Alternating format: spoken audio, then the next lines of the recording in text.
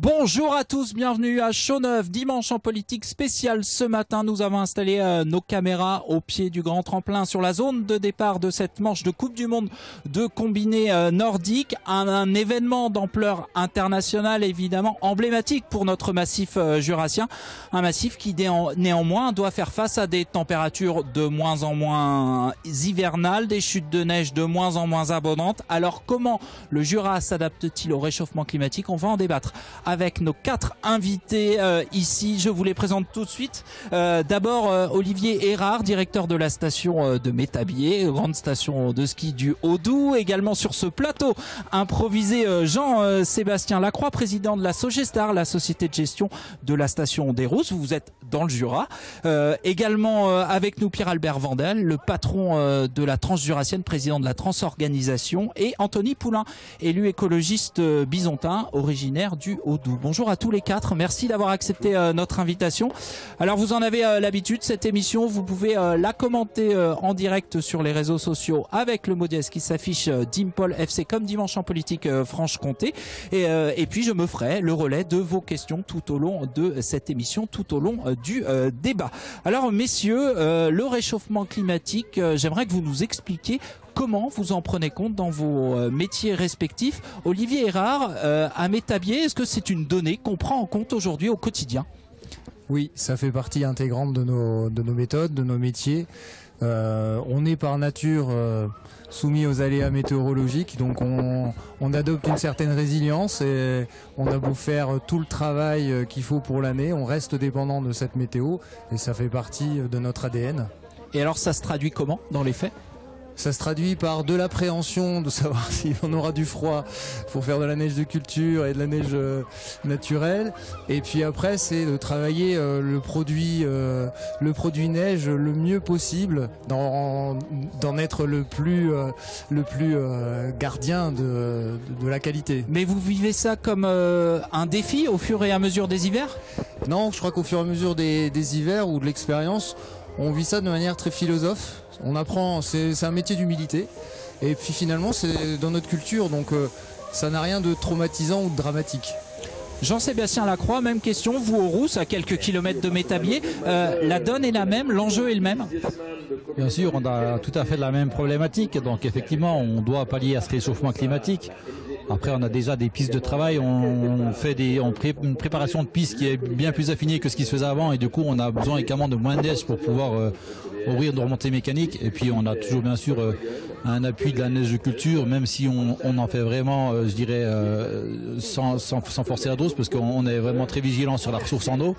Effectivement, on s'adapte techniquement également au réchauffement climatique et on pallie un petit peu à ce manque de neige par des nouvelles techniques en fait. Mais sans neige de culture aujourd'hui, nos stations du massif jurassien ne fonctionneraient pas ou fonctionneraient très différemment?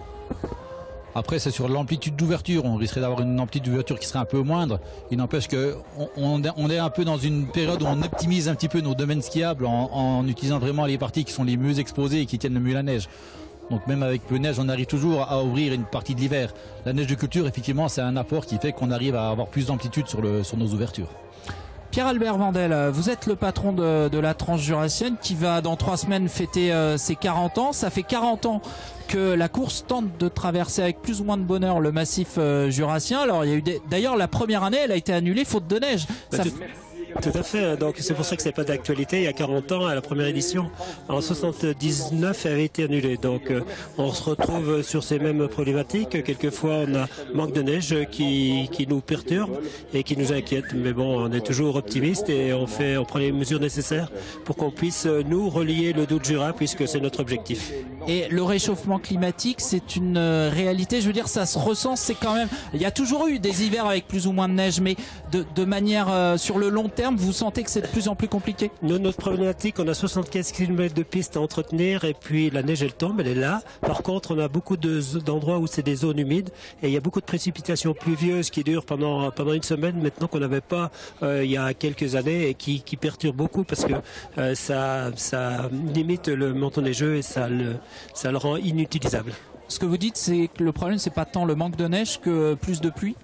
Pour nous, oui, c'est la pluie, l'angoisse. Aujourd'hui, la neige, elle est là sur l'ensemble de notre parcours. Par contre, on sait que si on part sur un épisode pluvieux que maintenant que plus personne ne maîtrise, ça peut complètement mettre à mal notre piste et puis nous obliger à revoir nos plans par rapport à ça.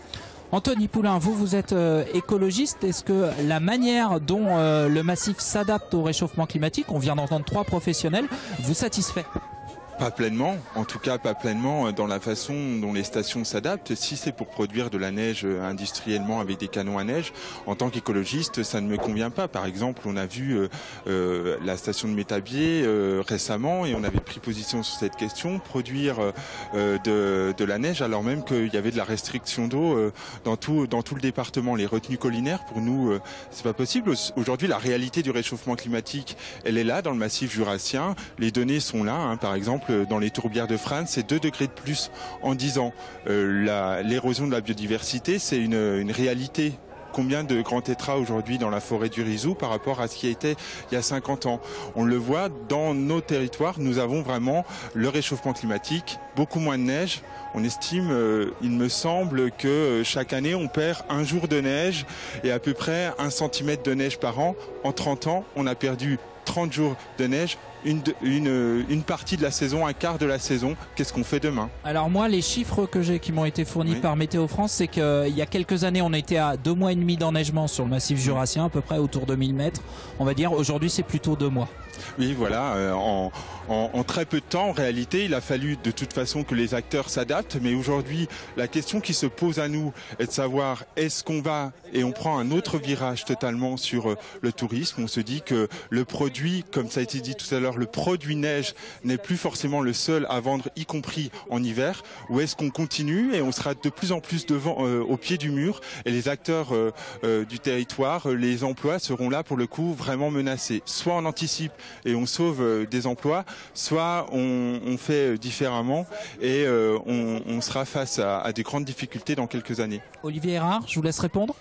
Oui, alors c'est de toute façon une problématique qui intéresse effectivement les acteurs du territoire, les élus, mon président Philippe Alpi, le président de la communauté de communes Jean-Marie Saillard, avec qui on travaille, on a encore travaillé ce matin, sur les grandes orientations qu'on doit donner à notre avenir.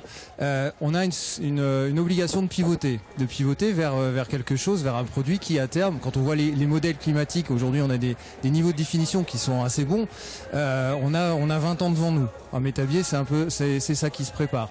Donc, comment on fait ce pivotement? La principale règle, c'est de s'appuyer sur les professionnels, parce que ce sont eux qui vont changer. Monsieur parlait effectivement de l'évolution des métiers, de l'emploi. C'est ça qui est en jeu. On est tous d'accord. Excusez-moi, je reviens sur ce que vous venez de dire, une donnée que vous venez d'apporter. On a 20 ans devant nous. Ça veut dire que dans 20 ans, on peut plus skier en Franche-Comté? Nous, on a tendance à croire ce modèle qui nous est donné. En tout cas, mais 20 ans pour faire quoi? C'est-à-dire que dans 20 ans, il y aura plus de neige sur les pistes à Métabier? C'est pas qu'il y aura plus de neige. C'est toute la difficulté. C'est pas linéaire. C'est absolument pas linéaire. Donc c'est très variable. Aujourd'hui, on a d'énormes variabilités entre les 2 derniers hivers qui se sont passés et puis cet hiver-là. Enfin, voilà, l'hiver dernier, c'était pas mauvais d'ailleurs. C'était pas mauvais, mais le mois de janvier, vous veniez à la même date, vous aviez de la flotte et il faisait doux. Donc il n'y a pas un hiver qui ressemble à un autre. Ce qui est sûr qu'il y a une tendance au réchauffement. Depuis 30 ans, effectivement, il y a une période des années 80 qui était faste. Ça tombait bien, c'était le développement du ski. Il y a eu un enneigement assez fort, assez exceptionnel, qui était même supérieur aux années 60. Et là, depuis la fin des années 80, effectivement, la température moyenne a augmenté.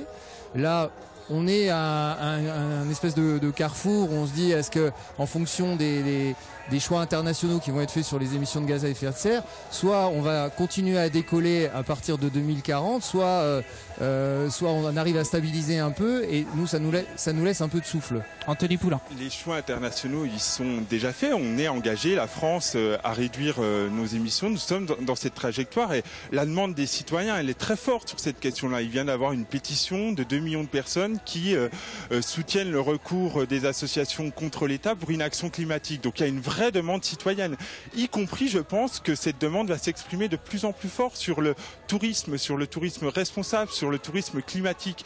Et demain, si le tourisme n'est pas en phase avec les enjeux du climat, il n'y aura plus de tourisme dans notre région. Il faut un tourisme plus diffus, un tourisme qui s'inscrit au cœur des villages et moins peut-être de ski alpin et d'autres activités. C'est l'enjeu des 4 saisons. Jean-Sébastien Lacroix, le ski alpin c'est dépassé ou faut déjà réfléchir à l'après? Ça fait quand même, je pense, plusieurs années déjà qu'on réfléchit à l'après et qu'on a déjà mis en place des choses pour l'après. On n'investit pas uniquement dans le ski alpin. Le ski alpin nous permet de dégager une économie qu'on investit sur du tourisme multisaisonnier. Donc on se pose forcément les questions de ce revirement de situation. Moi, ce que je crois surtout, c'est qu'on enterre quand même l'activité neige un peu rapidement. Effectivement, comme le disait Olivier, on a quand même un petit peu, je dirais, une période amortisseur avant qu'effectivement on n'ait plus de neige. Donc, vous êtes d'accord avec Olivier Erard sur l'horizon des 20 ans? 20 ans, 25 ans. Nous, actuellement, sur la station des Rousses, on a un projet de liaison avec le massif de l'Adol, qui est le massif voisin. Et l'Adol, l'Étuffe, ouais. Donc, c'est en cours d'enquête publique.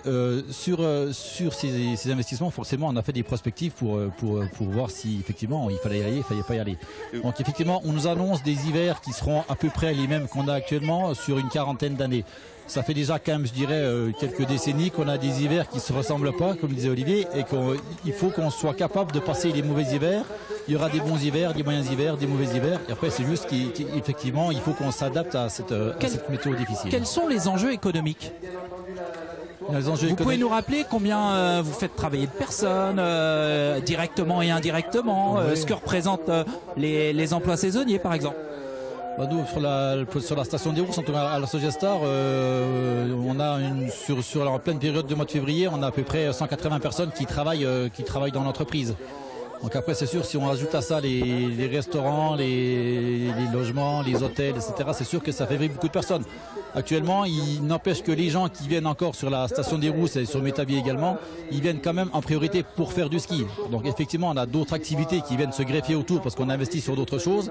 Il n'empêche que pour l'instant, encore actuellement, les gens ils viennent sur les stations pour faire du ski quand même. Une réaction de Christian, il nous a envoyé un mail depuis le début de la semaine. Les stations de moyenne montagne sont sans doute condamnées à un faible enneigement, nous dit-il. Il sera sans doute nécessaire de changer l'avenir commercial de la station. Alors je ne sais pas s'il parle de Métabier ou des Rousses. Malheureusement, précise-t-il. Olivier Erard, ça tout le monde en a conscience dans le milieu du ski alpin? Bien entendu.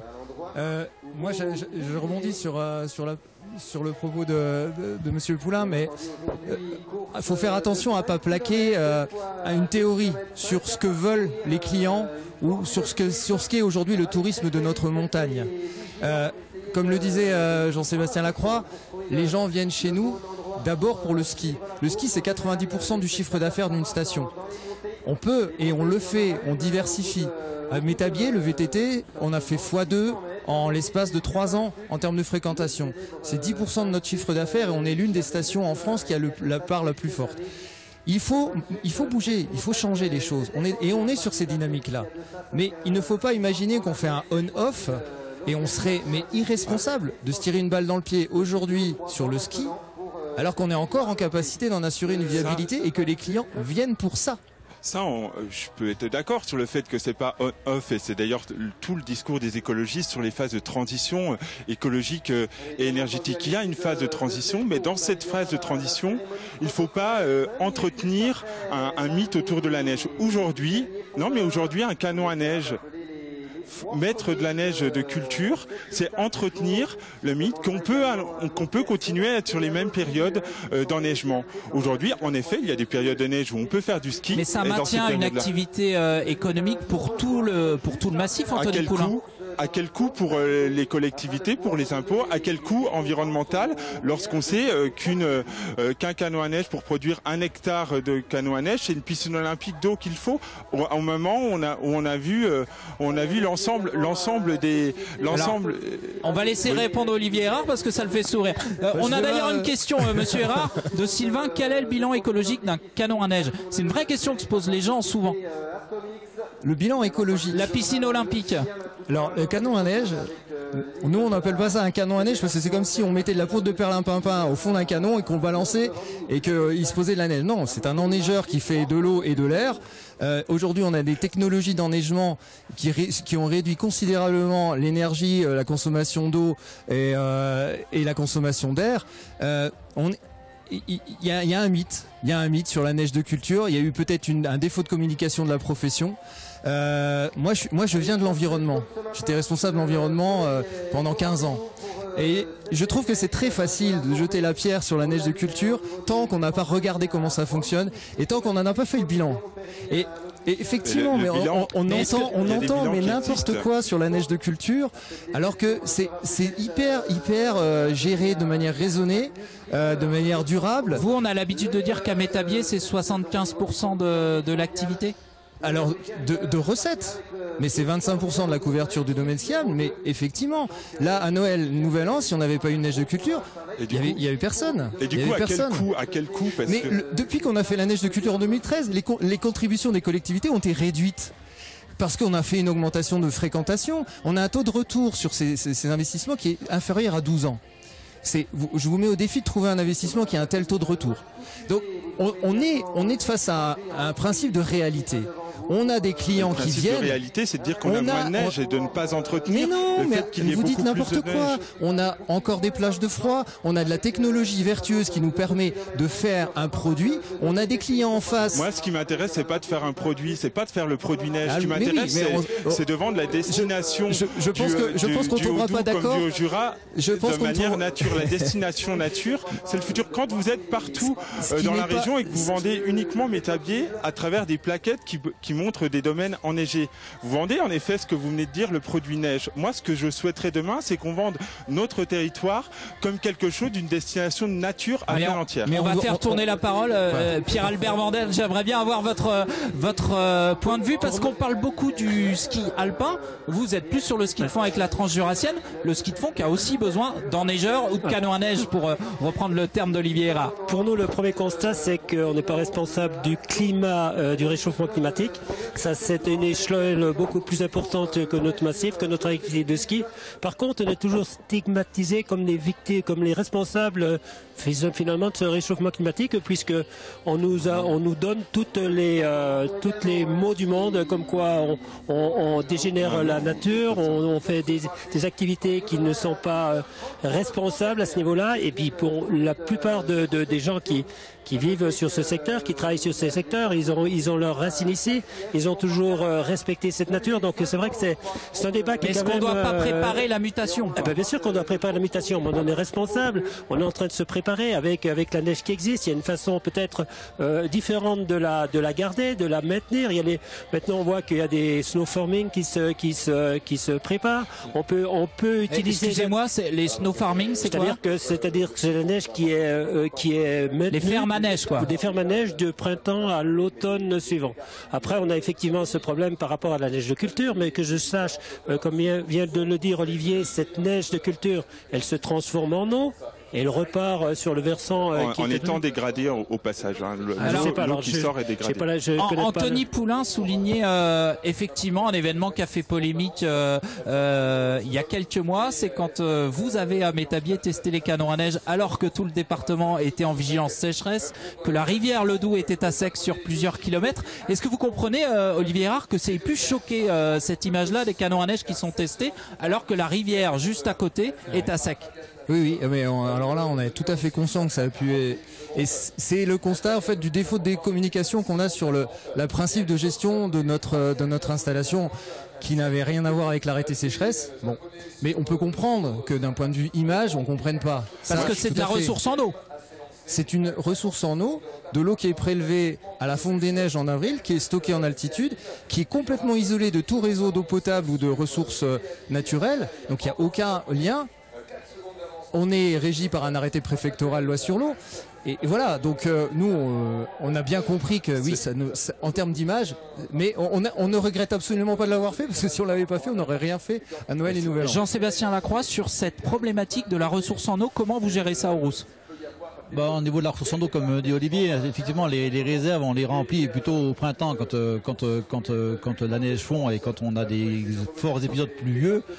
Après, nos réserves, elles font pas 500 000 m3 non plus. Je pense que effectivement, je pense qu'il ne faut pas opposer écologie et puis ce qui se passe avec nos nageurs et avec la neige de culture, parce que c'est pas forcément incompatible. Et je crois que quand on travaille un petit peu avec les différents services de l'État, ils ont bien compris qu'il y a des choses qui se sont faites il y a quelques années où maintenant on a vraiment pris cette habitude de raisonner environnement et chaque investissement, chaque donnée en fait prend vraiment en compte cet investissement. Alors justement sur le projet d'extension de la station avec ce raccordement au massif de la Dole, là, ça a été reporté une première fois, ça va se faire finalement?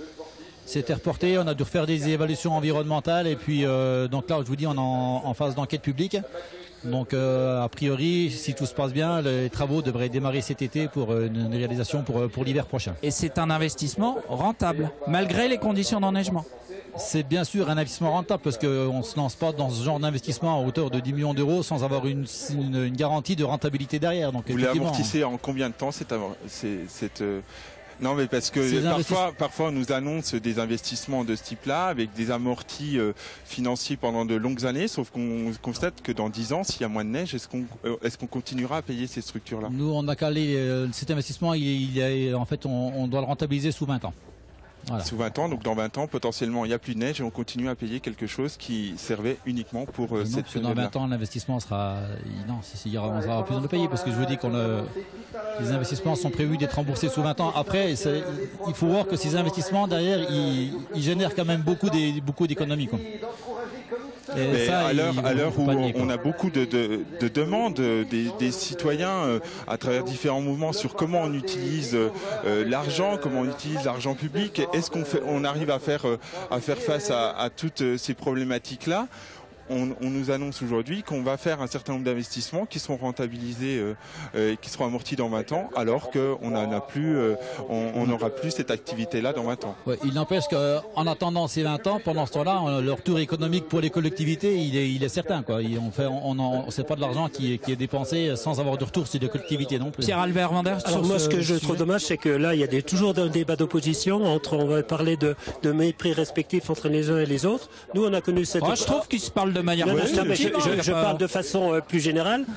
Donc nous on a connu effectivement ce clivage il y a quelques années. Donc il a été résolu comment? Par de la collaboration. Actuellement on travaille avec le groupe Jura-Tetra, on travaille avec le PNR, on travaille avec l'Aide-Réal pour trouver des solutions qui satisfassent tout le monde. Et puis je pense que ces solutions on peut les trouver en bonne intelligence, en bon sens, et éviter de faire ce clivage entre les uns et les autres parce que c'est déplorable. Olivier Erard, il y a la même problématique que pour la Dole avec les Rouges. Chez vous, avec Piquemiette, il y a un projet d'extension du domaine. Est-ce qu'il va se faire prenant en compte les conditions d'enneigement des années à venir? Alors merci de me poser la question, parce que justement, on est innovant à Métabier, on est site pilote au niveau français pour développer une méthode de restructuration des remontées mécaniques existantes.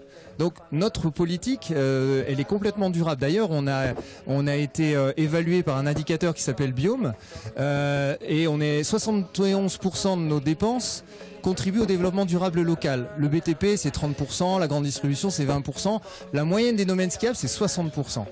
C'est pour vous donner un ordre de grandeur. Et donc sur Piquemiette, l'idée c'est effectivement le réemploi, on a fait de l'éco-conception et on est dans cette logique vraiment de durabilité de nos installations pour qu'effectivement le jour où on n'ait plus de neige, on les démonte, elles sont amorties depuis très très longtemps. On n'a aucun traumatisme budgétaire, on a une vraie gestion de la dette. On parlait de 10 millions à peu près pour la Dole les Tuffes. Vous, Piquemiette, c'est à peine plus je crois, non? Pas du tout. Non, c'est combien? Non, pas du tout. J'ai lu 13 millions, c'est pas ça? On a lu 17, on a lu 24, on a lu alors 7. dites-nous. On est en cours du chiffrage, mais une restructuration d'une remontée, c'est de l'ordre d'1 million. Là, on aura, je sais pas, on va être peut-être autour de 3-4. Ah oui, c'est pas du 5 ou 6 qui est paru dans la presse. D'accord. C'est un mot parce qu'on arrive au terme de l'émission. Vous nous avez parlé tout à l'heure du projet VTT qui fonctionnait bien. C'est quoi une station 4 saisons? Comment on fait pour développer le tourisme toute l'année, on va dire, sur des stations de sport d'hiver? Alors, autant une station l'hiver, elle capte la majeure partie de la fréquentation sur un territoire. L'été, c'est diffus. Un opérateur de remontée mécanique, pour tirer son épingle du jeu l'été, c'est plus compliqué. Nous, on a misé sur la pluriactivité de nos remontées mécaniques. Enfin, on en a 2 qui sont utilisées été-hiver. On voit les images, c'est magnifique, hein, Métabier voilà, aussi l'été. Donc, ça, c'est sûr. L'enjeu, et on est ouvert 90 jours l'été, 90 jours l'hiver. On est une vraie station annuelle en termes de remontée mécanique. Comment on fait c'est d'abord les métiers, je reviens, et c'est un savoir-faire de tracer des pistes. Et ça paraît évident de développer l'été, mais c'est pas non plus très évident par rapport aux contraintes environnementales également. Et je m'inscris en faux par rapport à ce qui s'est été dit. Il y a autant de communication. D'ailleurs, le chiffre d'affaires global du territoire, il est équivalent l'hiver que l'été. Et la communication, elle est équivalente. Donc pourquoi on irait aller se tirer une balle dans le pied l'hiver alors qu'on sait faire les deux aujourd'hui? Et on est prêt à la transition. Nous, on n'est pas inquiets. On ne sait pas faire sans neige industrielle entre-temps. Jean-Sébastien Lacroix, on met assez en avant aussi les richesses du territoire l'été? Parce que c'est vrai qu'on a un super massif. C'est très important. Les gens, ils viennent l'été, c'est surtout pour ça. Effectivement, du coup, on rentre dans un champ concurrentiel qui est plus grand, effectivement. Mais les gens qui viennent l'été chez nous, ils viennent pour les paysages, ils viennent pour trouver cette âme sœur de la nature, et puis et ça marche toujours. Effectivement, on développe toujours des activités estivales. Mais ça reste anecdotique ou c'est vraiment une priorité pour vous aussi? Je dirais que c'est pas une priorité, mais c'est au même pied d'égalité que ce qu'on fait l'hiver. Je pense qu'on sait que l'été est très important. Nous, on a quand même la chance d'avoir des stations qui vivent toute l'année. Je pense que Métabier, c'est la même chose. On n'a pas que des saisonnalités qui sont très marquées entre l'hiver et l'été, et puis le reste du temps où il n'y a personne dans nos stations. On a des stations qui sont vivantes toute l'année. Donc effectivement, toutes les infrastructures sur lesquelles on investit, c'est des infrastructures de toute façon qui servent toute l'année, effectivement. Merci à tous les 4. C'est déjà la fin de cette émission. Je pense qu'on aurait pu faire 1 heure de plus pour ce débat. Merci d'être venu ici à Chaux-Neuve pour cette émission spéciale à l'occasion de la Coupe du Monde de ski nordique. Vous pourrez suivre la fin de la compétition à partir de 13h30 sur Internet avec Clément Janin et Sylvain Guillaume. Dans un instant, Dimanche en politique continue avec Francis Letellier qui reçoit Gérald Darmanin, le ministre de l'Action et des Comptes Publics. Profitez bien de votre après-midi et vive la montagne en été comme en hiver.